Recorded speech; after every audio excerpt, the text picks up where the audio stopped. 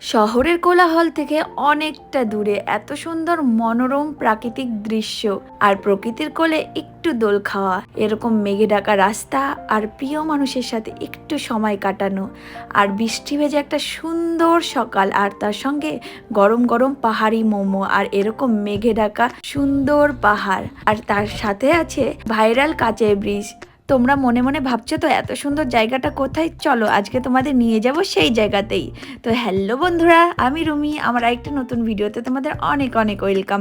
তো আমরা এখন আছি লাবাই। তো সকাল 7টার সময় বেরিয়ে পড়েছি ডাবলিং ভিউ পয়েন্ট যাওয়ার জন্য। আর রাস্তাটা দেখো পুরো একদম কুয়াশায় ঢাকা। তো 40 মিনিট রাইড করার পরে চলে এসেছি এত সুন্দর একটা জায়গাতে।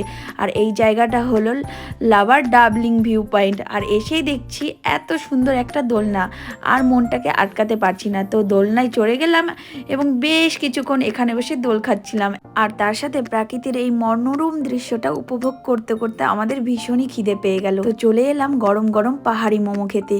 আর এখানে না সমস্ত কিছু তোমরা ভেজ খাবারই পাবে, কারণ এখানকার সবাই ভেজিটেরিয়ান।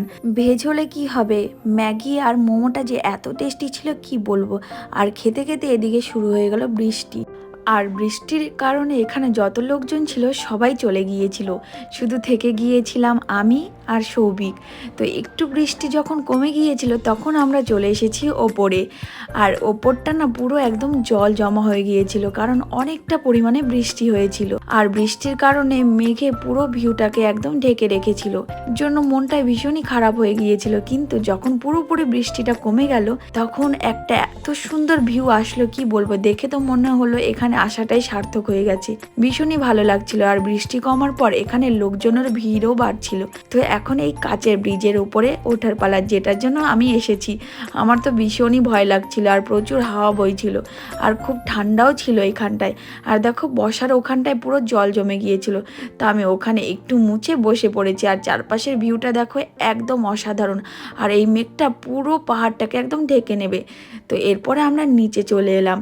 আর নিচের চারপাশটা যে এত সুন্দর লাগছিল কি বলবো তোমাদের। তো এরপরে আমরা দুজনে একটু সময় কাটালাম। তো এখন এখান থেকে বেরিয়ে চলে যাব বাড়ির উদ্দেশ্যে।